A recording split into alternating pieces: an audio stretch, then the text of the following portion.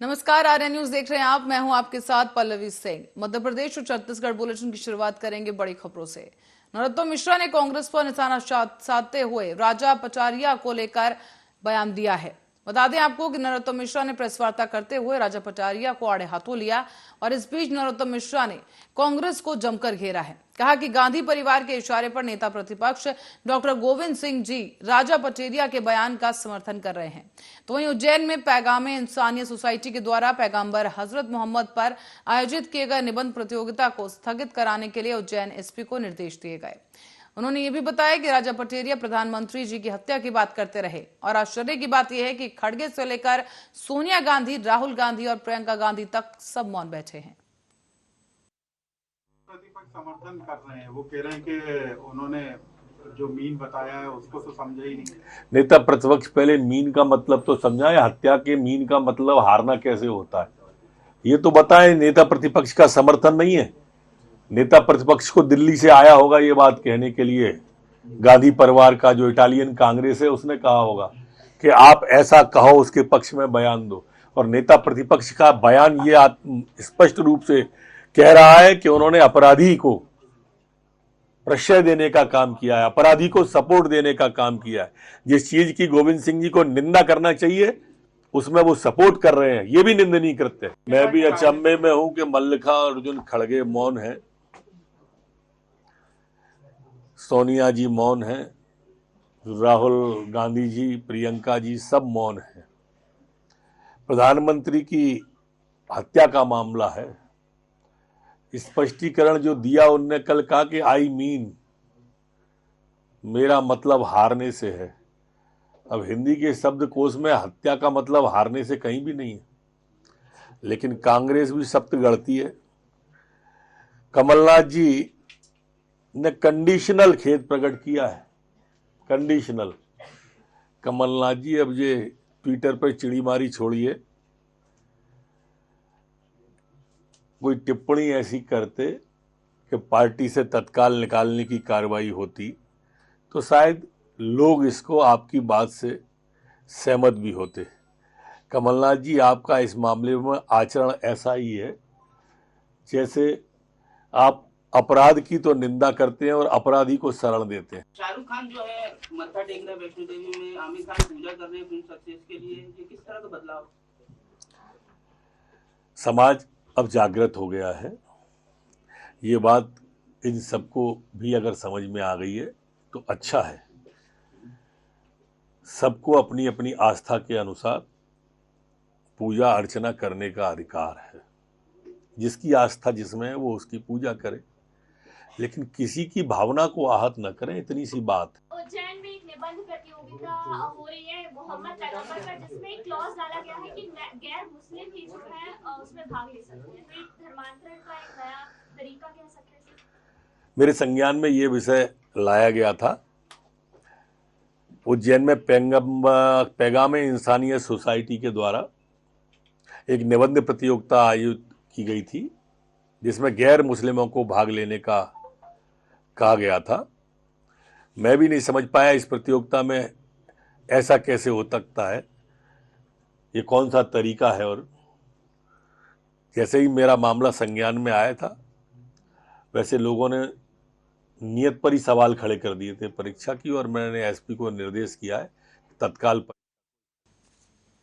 मध्य प्रदेश में कांग्रेस के नेता आजकल मुख्यमंत्री शिवराज सिंह चौहान की मिमिक्री कर रहे हैं। दरअसल मुख्यमंत्री का बदला अंदाज चर्चाओं में है और इस बीच भ्रष्टाचार और काम में लापरवाही के आरोप में मुख्यमंत्री मंच पर घूम घूमकर बीते एक हफ्ते से 17 सरकारी मुलाजिमों को बर्खास्त कर चुके हैं।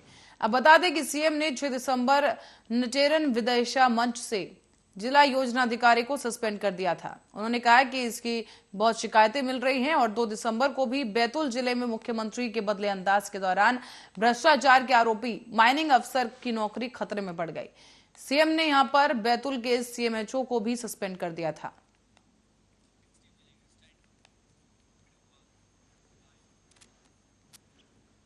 मध्य प्रदेश में गृह मंत्री नरोत्तम मिश्रा ने दतिया की एक बेटी से कॉल पर बात की और उसकी हौसला अफजाई की है। दरअसल दतिया की इस बेटी और ग्वालियर पुलिस में सूबेदार के पद पर पदस्थ सोनम पराशर ने राह चलते एक बुजुर्ग अनिल उपाध्याय को समय पर सीपीआर देकर उनकी जान बचाई है। जान बचाने का इस सराहनीय और प्रेरणादायक कार्य किया गया और आज वीडियो कॉल पर बात कर बेटी सोनम पराशर की हौसला अफजाई नरोत्तम मिश्रा ने की, साथ ही उन्हें बधाई भी दी है। रानी बिटिया बड़ा बढ़िया काम कर दिया, कल पूरे प्रदेश में नाम हो गया, अपने लतिया का नाम हो गया। अच्छा काम ऐसे करते रहना बिटिया है। माई का आशीर्वाद है लतिया वालों के तो सब पे। मैं उसका कह रहा था बिटिया, अभी मैंने डीजीपी साहब को कहा भी है, वो आज रिवार्ड देंगे आपको, तो इससे काफी अच्छा हो जाएगा। आप और अमृतांशी जोशी भोपाल की तरफ से खबर है कि यहां पर मध्य प्रदेश के पूर्व मंत्री और कांग्रेस नेता राजा पटेरिया की गिरफ्तारी पर कैबिनेट मंत्री विश्वास सारंग का बड़ा बयान सामने आया। कहा गया है कि 48 घंटे बीत गए और उसके बाद पीसीसी चीफ कमलनाथ का ट्वीट आ रहा है। राजा पटेरिया जी, जिन्होंने प्रधानमंत्री नरेंद्र मोदी जी की हत्या की साजिश रची, उन पर कल एफआईआर दर्ज हुई थी और आज सुबह पन्ना पुलिस ने दमोह जिले के हट्टा, जहां पर वो रहते हैं, वहां से उनको गिरफ्तार किया है। निश्चित रूप से राजा पटेरिया जी ने वो अपराध किया है जो कि कानून की परिधि में आता है। ये केवल एक राजनीतिक कार्यकर्ता का बयान नहीं है, ये केवल भारतीय जनता पार्टी के नेता के खिलाफ बयान नहीं है, बल्कि ये देश के प्रधानमंत्री की जान, उनकी सुरक्षा से जुड़ा हुआ विषय है। और जिस प्रकार से राजा पटेरिया ने कांग्रेस की कार्यकर्ताओं की मीटिंग के बीच उन्होंने जिस प्रकार से कार्यकर्ताओं से ये कहा है कि हत्या के लिए तत्पर रहो, तो इसमें कहीं ना कहीं ये भी शक पैदा होता है कि क्या देश भर के कांग्रेस के कार्यकर्ताओं को ये ट्रेनिंग दी जा रही है। मोदी जी तो पूरे देश में दौरा करते हैं, प्रवास करते हैं, तो क्या 10 जनपद से सोनिया गांधी और राहुल गांधी के नेतृत्व में इस तरह की एक मुहिम चलाई जा रही है? क्योंकि नरेंद्र मोदी जी की लोकप्रियता के कारण ये तो स्थापित हुआ ही है कि नरेंद्र मोदी जी के कारण कांग्रेस को कहीं स्थान नहीं मिल रहा राजनीति में। तो क्या वो नरेंद्र मोदी को रास्ते से हटाना चाहते हैं? क्या नरेंद्र मोदी जी की वो हत्या करना चाहते हैं? ये एक जांच का विषय है। राहुल गांधी की भारत जोड़ो यात्रा में भी हम देख रहे हैं कि लगातार पाकिस्तान परस्ती की बातें हो रही हैं। देश के खिलाफ जो बयान देने वाले लोग हैं वो राहुल गांधी की यात्रा में साथ में चल रहे हैं। कांग्रेस के बहुत सारे नेताओं ने लगातार मोदी जी को गालियां दी हैं, उनके खिलाफ बातें की। तो क्या उसी की ये परिणति है? निश्चित रूप से राजा पटेरिया के इस पूरे कृत्य की जांच होनी चाहिए और ये सुनिश्चित किया जाना चाहिए कि प्रधानमंत्री जी की सुरक्षा में कोई। और मध्य प्रदेश की व्यावसायिक राजधानी इंदौर में मंगलवार को आयकर विभाग ने रियल एस्टेट कारोबारियों के यहां छापेमार कार्रवाई की है। शहर के 4 बड़े समूहों के यहां पर सुबह आयकर विभाग की टीम ने दस्तक दी और शहर में लगातार रियल एस्टेट कारोबारी आयकर विभाग के निशाने पर बने हुए हैं। दरअसल आपको बता दें कि पिछले महीने भी शहर के 2 बिल्डरों के यहां पर आयकर विभाग ने छापे मारे थे। बताया जा रहा है कि आयकर विभाग की टीमें 4 रियल एस्टेट समूहों के कर्ता धर्ताओं और उनके कारोबारी साझेदारों के घर पर पहुंची। सुबह जैसे ही छापे की जानकारी मिली तो छापे की वजह से जद में आए इस समूहों से जुड़े लोगों में हड़कंप मच गया है। तो वहीं टीम सागर चावला, निमी चावला और तमाम जो टीम के लोग वहां पहुंचे हैं और दस्तावेज खंगाले जा रहे हैं। इसी दौरान रियल एस्टेट कारोबारियों से जुड़े खेमानी और कासलीवाल परिवार के यहां पर भी आयकर विभाग की टीम सर्वे कर रही है। इससे पहले अक्टूबर के महीने में भी आयकर विभाग और ईडी की टीम ने शहर के बिल्डर टीनू सांघवी और लाभव ग्रुप के प्रमुख सुमित मंत्री के यहां पर छापेमारी की थी।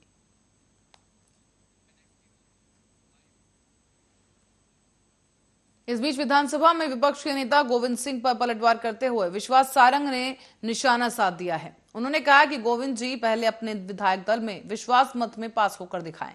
अपनी राजनीतिक रोटी सेकने के लिए उनकी इस तरह की स्टंटबाजी नहीं चलेगी। कांग्रेस के नेता प्रतिपक्ष गोविंद सिंह जी ने विधानसभा में सूचना दी है अविश्वास प्रस्ताव लाने की। ठीक है, ये उनका अधिकार है, पर मैं गोविंद सिंह जी से एक निवेदन करूंगा, पहले वो अपने विधायक दल में ही तो अपना विश्वास मत पे पास हो जाएं। क्या कांग्रेस का विधायक दल उन्हें नेता मानता है? मैं उनको निवेदन करना चाहूंगा, आप अविश्वास प्रस्ताव सरकार के खिलाफ लाएं, कोई दिक्कत नहीं है, परंतु क्या कांग्रेस का विधायक दल गोविंद सिंह जी को नेता मानता है? मैं उनको चुनौती देता हूं वो अपने ही विधायक दल में विश्वास मत प्रस्तुत करे, निश्चित रूप से वो विश्वास मत में फेल होंगे। अविश्वास प्रस्ताव आप सरकार के खिलाफ ला रहे हो तो आपको 15 महीने का हिसाब किताब भी देना पड़ेगा जब आप मध्य प्रदेश में सरकार में थे। भ्रष्टाचार के अलावा कमलनाथ की सरकार ने और कुछ नहीं किया। हर योजना को बंद किया। मुख्यमंत्री कन्यादान योजना हो, लाडली लक्ष्मी योजना हो, तीर्थ दर्शन योजना हो, संबल योजना हो, उन सबको तो कांग्रेस की सरकार ने बंद कर दिया।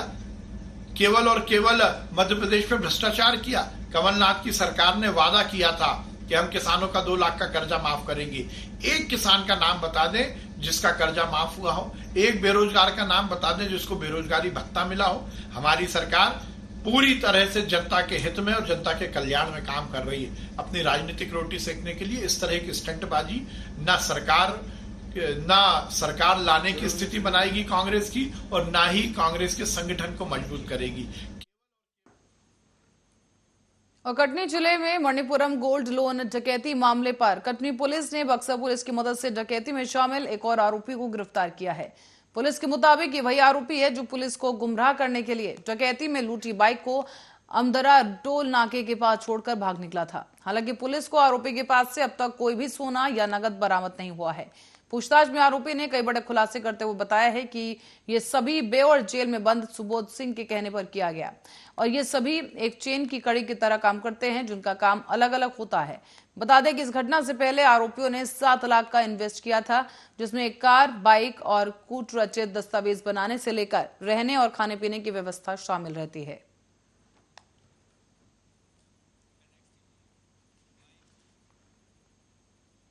और मध्य प्रदेश के ग्वालियर में एक व्यक्ति को सड़क पर ही हार्ट अटैक आ गया।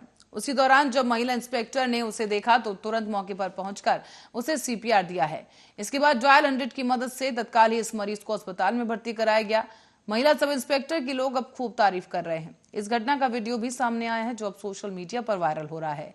महिला सब इंस्पेक्टर सोनम पराशर ने बताया है कि दरअसल ग्वालियर में गोले के मंदिर के पास रहने वाले अनिल उपाध्याय नाम के शख्स जो कि रोड पर जा रहे थे, तब अचानक उसे हार्ट अटैक आया। वो बेहोश होकर गिर पड़ा और उस समय वहीं पर ड्यूटी कर रही थी सोनल, जिसके बाद उन्होंने रोड पर गिरे इस व्यक्ति को उठाया। जब वो कुछ बताने की स्थिति में नहीं नजर आया तो उसे हार्ट अटैक की आशंका को देखते हुए तत्काल सीपीआर दिया गया, जिससे उन्हें राहत मिली और इसके बाद तुरंत ही पुलिस की मदद से उन्हें अस्पताल में भर्ती कराया गया है। मरीज की हालत फिलहाल खतरे से बाहर बताई जा रही है।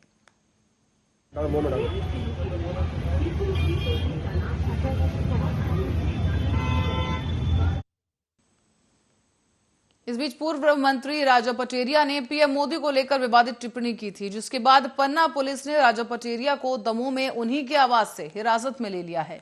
गृह मंत्री नरोत्तम मिश्रा के निर्देश के बाद पटेरिया के खिलाफ एफआईआर दर्ज की गई थी और वहीं राजा पटेरिया के बयान से कांग्रेस ने किनारा कर लिया है। कांग्रेस खुद राजा पटेरिया के बयान को निंदनीय और राजनीतिक अपराध बता रही है।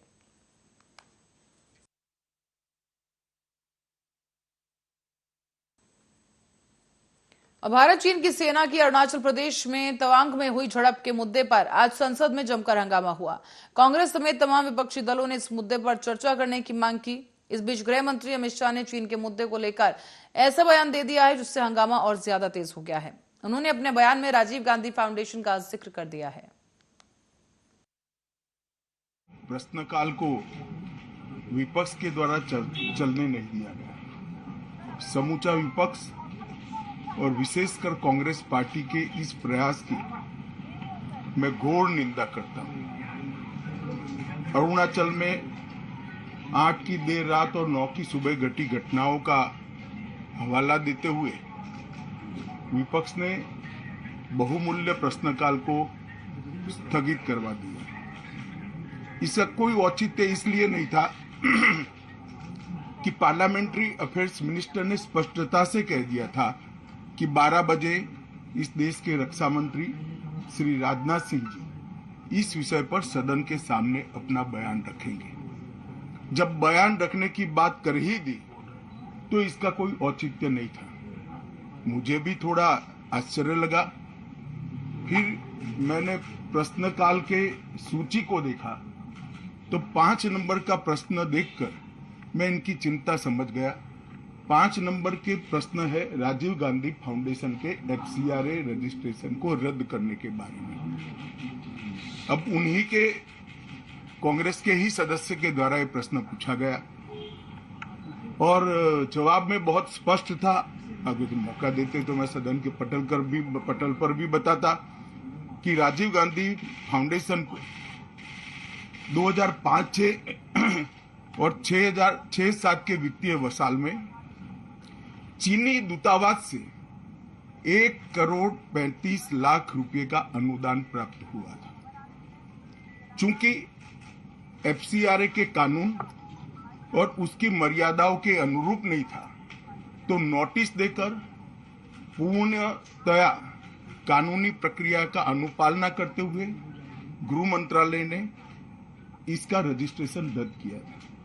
फाउंडेशन ने अपना रजिस्ट्रेशन सामाजिक कार्यों के लिए करवाया है और ये जो राशि चीनी दूतावास से मिली, इसका उपयोग भारत चीन संबंधों के विकास पर शोध करने के लिए ये पैसा दिया गया है।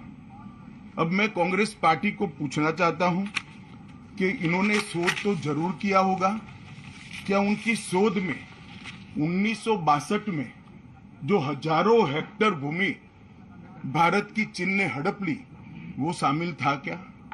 और शोध इस पर किया तो रिपोर्ट क्या आई है? नेहरू जी के प्रेम के कारण सुरक्षा परिषद में भारत की स्थायी सदस्यता बलि चढ़ गई। इस विषय को उन्होंने शोध का विषय बनाया था क्या? और अगर बनाया था तो इसका नतीजा क्या हुआ? जिस वक्त गलवान के अंदर हमारे सेना के वीर जवान चीनियों से भिड़ रहे थे, उस वक्त चीनी दूतावास को अधिकारियों को कौन रात्रि भोज दे रहा था? वो उनकी शोध का विषय था क्या? अगर था तो उसका नतीजा क्या हुआ? जब उनकी सरकार थी तो 2006 में भारत में चीन के दूतावास ने पूरे अरुणाचल और पूरे नेपाल पर दावा कर दिया। वो उनकी शोध का विषय था क्या? अगर शोध हुई तो उसका नतीजा क्या हुआ? 25 मई 2007 को चीन ने कांग्रेस के ही मुख्यमंत्री दोरजी खंडू को वीजा देने से इनकार कर दिया, क्योंकि ये तो हमारा ही हिस्सा है अरुणाचल। ये भी शोध किया गया क्या? 13 अक्टूबर 2009 को मनमोहन सिंह की अरुणाचल यात्रा पर चीन ने आपत्ति जताई, वो आपने जांच किया है क्या? और 2010 में चीन ने जम्मू कश्मीर के लोगों को ट्रिपल वीजा जारी करने की प्रथा शुरू की, ये भी क्या आपका शोध का विषय था? 2011 में कांग्रेस सरकार ने चीन की धमकी के बाद हमारे रोड और वाइटल बॉर्डर इंफ्रास्ट्रक्चर्स का निर्माण डैम चौक में रोक दिया। ये क्यों रोका गया, इसकी भी शोध की है। मैं कांग्रेस पार्टी को पूछना चाहता हूं, ये दोगला रवैया जनता के सामने नहीं चलता है। जनता सब देख रही है। आपके परिवार द्वारा चलाया गया फाउंडेशन, उसका FCRA रजिस्ट्रेशन चीन की दूतावास से मिले हुए अनुदान से समाप्त हुआ है। आपके ही समय में हजारों किलोमीटर भूमि अवैध रूप से हमसे हड़प ली गई है। आपके ही समय में हमें मिली हुई सुरक्षा परिषद की सदस्यता आपने निजी संबंधों को बनाने के लिए चीन की भेंट कर दी है। ये सारी जनता ये सभी विषयों को जानती है। मैं इतना स्पष्ट कहना चाहता हूं कि भारतीय जनता पार्टी की सरकार है। और अरुणाचल प्रदेश के तवांग में चीनी सेना के साथ झड़प पर रक्षा मंत्री राजनाथ सिंह ने संसद में बयान दिया है।